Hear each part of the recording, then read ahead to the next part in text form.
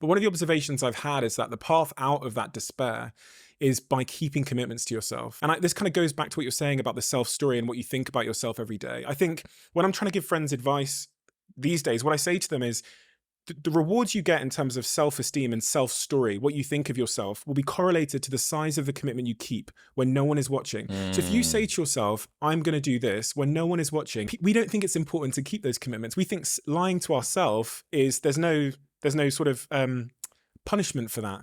I actually think the greatest consequence in life is not keeping commitments to yourself. And I think that compounds to, as we talked about, where does beliefs come from? I think it compounds as personal evidence, which is deposited in this instruction manual of who you are and how you behave and how you show up and what you're capable of. All those tiny little commitments. And then I think you can get into a downward commitment spiral because of that, because you think you're You don't have faith in your own word. you don't have faith in anything you do. Yeah. And this causes a downward spiral. So isn't it really lovely to know that maybe the way to turn that into a positive upward reinforcing spiral is just keep that tiny commitment you made to yourself today. Like, you don't have to move Mount Everest. You don't need to go on a 7-day ayahuasca retreat. How about when you said you were going to get in bed at 10 p.m., you do that? Yep. And you stack that. You talked about Alex Hormozi's quote about stacking evidence. Yep. Stack those things for a week. Honestly, I've seen it in my friends and their lives have changed.